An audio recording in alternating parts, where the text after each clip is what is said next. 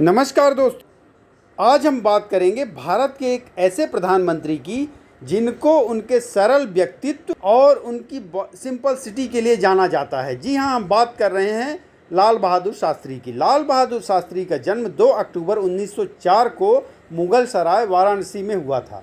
भारत के पहले प्रधानमंत्री पंडित जवाहरलाल नेहरू की मृत्यु के पश्चात 9 जून 1964 को लाल बहादुर शास्त्री को भारत का प्रधानमंत्री बनाया गया। नेहरू जी की मृत्यु के पश्चात ये देखा गया कि सबसे साफ सुथरी छवि वाला सबसे अच्छा नेता कौन है, तो उनमें सबसे पहला नाम लाल बहादुर शास्त्री का आया और उनको प्रधानमंत्री बना दिया गया। लगभग 18 महीने प्रधानमंत्री रहे वो। 11 जनवरी 1966 तक वो भारत के प्रधानमंत्री रहे और 11 जनवरी को ही उनकी मृत्यु हो गई थी।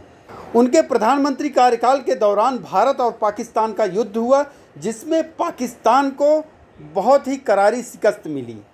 उसी समय एक्चुअल में वो ऐसा टाइम था जबकि दोनों ही मुल्क काफ़ी गरीब थे। पाकिस्तान तो बहुत ही गरीब था, भारत भी काफ़ी गरीब देश था। उस समय सेना के पास खाने के लिए भी पैसा नहीं था, तो राशन नहीं था। तो किसानों से ये आग्रह किया गया, लाल बहादुर शास्त्री ने किसानों से आग्रह किया कि आप राशन की व्यवस्था करो हमारी सेना के लिए, और उन्होंने उसी टाइम जय जवान जय किसान का नारा दिया। भारत पाकिस्तान के युद्ध के बाद ताशकंद समझौता हुआ। उसके तुरंत बाद 11 जनवरी 1966 को रहस्यमय तरीके से उनकी मृत्यु हो गई। लाल बहादुर शास्त्री बहुत ही सिंपल साधारण व्यक्ति थे। उनके साथ जुड़ी हुई बहुत सारे कहानियां हैं जिनमें उनके सिंपलिसिटी और साधारण व्यक्तित्व का जिक्र होता है और उनका नाम आता है।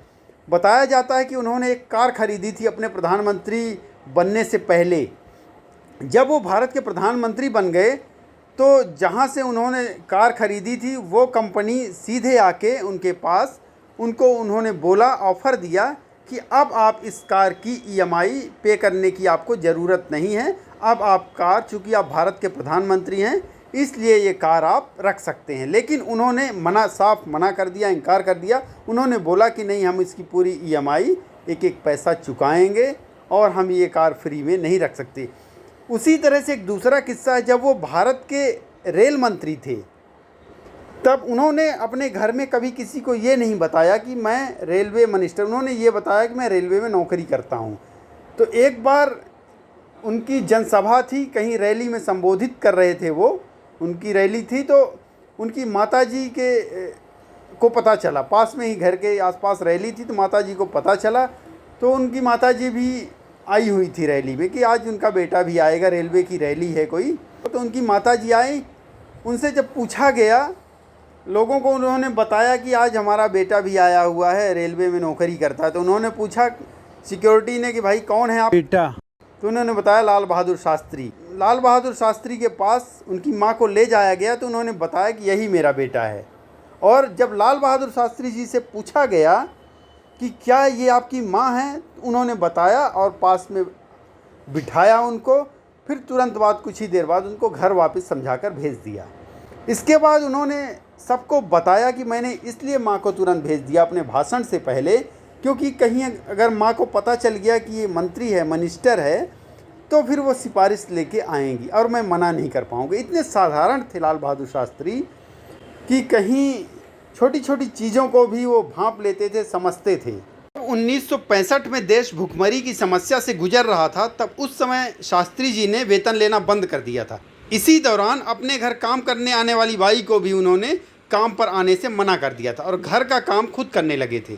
उन्हें सादगी इतनी पसंद थी, इस कारण वे फटे कुर्ते को भी कोट के नीचे पहन लिया करते थे। लाल बहादुर शास्त्री प्रधानमंत्री बनने से पहले विदेश मंत्री थे, गृह मंत्री, रेल मंत्री जैसे अहम पदों पर थे। एक बार जब वे रेल की AC बोगी में सफ़र कर रहे थे, इस दौरान वे यात्रियों की समस्या जानने के लिए 3rd क्लास यानी कि जनरल बोगी जो होती है उसमें चले गए।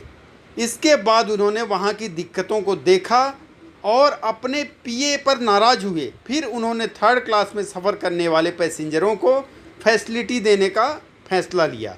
उन्होंने जनरल बोगियों में पहली बार पंखा लगवाया, साथ ही पेंट्री की सुविधा भी शुरू करवाई। जी का बचपन काफ़ी शरारती हुआ करता था। बताते हैं घर में लोग उन्हें नन्हे कहते थे। उन्हें गांव के बच्चों के साथ नदी में तैरना बहुत अच्छा लगता था।